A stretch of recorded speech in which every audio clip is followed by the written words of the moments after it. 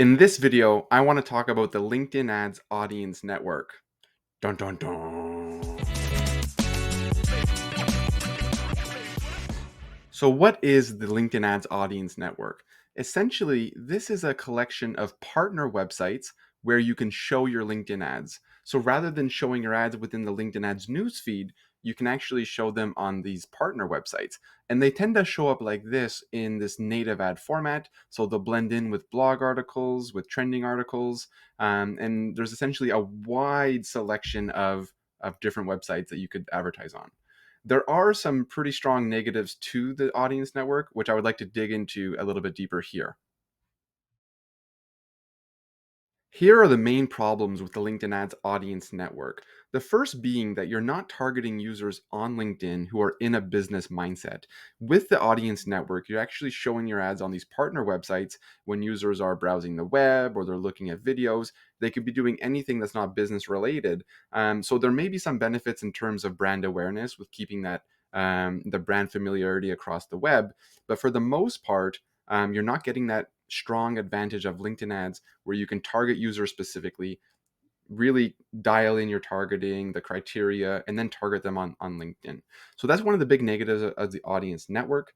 The next being that the quality of clicks is much lower. So LinkedIn promises that they're dealing with, reputable partners, but the reality is a lot of these websites are really small, really rinky-dinky websites that you're wondering why they're in the audience network. And if you download the publisher list, you'll probably not recognize 90% of those websites that are on there. So you're really showing your webs kind of in a display format, where the quality of the clicks is much less, the quality of the audience is less, and as well there's a lot of, I can't prove it, but there's a lot of people who believe that there's click fraud and accidental clicks on the audience network, and that those clicks are not really bringing the same value as those clicks that happen on the LinkedIn platform. So those are the main arguments against the LinkedIn ads audience network. So for as a rule of thumb, if you're starting with LinkedIn ads, I would suggest not to use the audience network in most cases. In 95% of cases, you should never touch the audience network. There are a couple of strategies where if you're more of an advanced user, or if you have a larger budget, that you could explore to maybe make some use out of the audience network and get some benefits from it. So I'm going to explore those two options right now.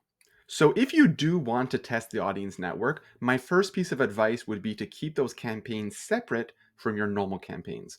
So what I would suggest is to create a new campaign group labeled the audience network, and then hold all of the campaigns that are enabling the audience network within this campaign group. And the benefit of that is that you're not going to blur the lines between your campaigns that are using the audience network and those that are showing ads on the LinkedIn platform. The reason being is that the audience network behaves entirely different than the LinkedIn ads platform. Cost per clicks will be much lower, click through rates will be much higher. So you don't want that to confound and blur the lines in your campaigns. So my first piece of advice is, if you want to experiment with this, keep it separate so you can keep a better eye on how it's performing. The first use case where you could test the audience network is using an allow list. So within the audience network, you can actually download the publisher list to see all of the websites that your ads could be shown on.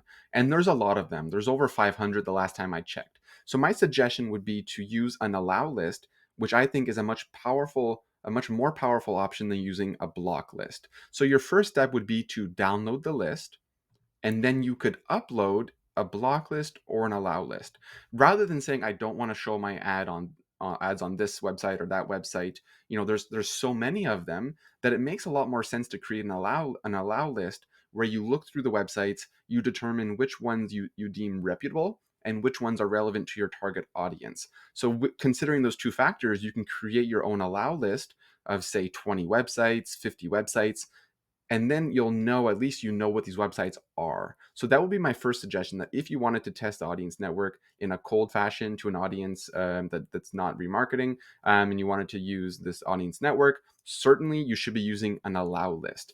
I'll show you an example of the allow list that I have here, and this is one that I've created based on myself. If I was a customer that I was trying to target. So I have a lot of news websites, weather, men's websites, news, technology, sports, golf, football. So you can kind of create this persona using an allow list of who you're targeting and where you want to show ads. That'll ensure that you at least understand all the websites where you could show ads, and that would really be the first step to using the audience network. Never use it blindly without an allow list. The second way that you can test the LinkedIn ads audience network is in a remarketing campaign.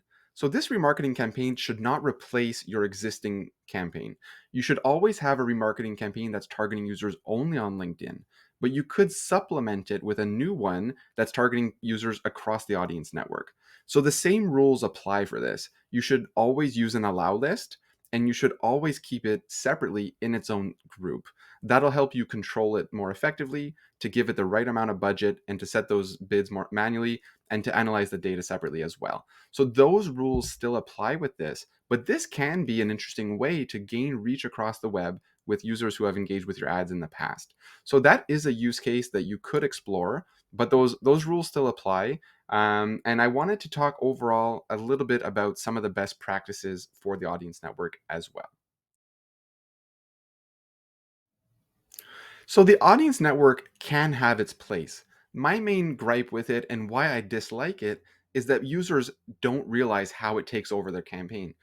Often I'll reach someone will reach out to me and I'll look at their account, and in 2 seconds I can see that 95% of the budget was spent not on LinkedIn. Yet they're entirely unaware. So just because of that, because it's not really represented fairly within the platform, I would say as a hard rule of thumb to not use it. If you do want to get experimental and if it makes sense for your business, you could explore it given those two use cases that I just discussed. But it's important to follow those rules. Keep it separate, keep your in a separate campaign and in a separate group, and keep those budgets controlled by spending less in those campaigns. Also, you should use manual bidding with these campaigns as well, and always look at those data with a grain of salt. Look at your LinkedIn, look at your GA4 analytics, see how that quality traffic compares to the LinkedIn ads traffic. So this will often show up as referral traffic, while on LinkedIn it'll show up as paid social. So you can kind of compare the quality of the traffic that way, and also, of course, set up conversion tracking as well.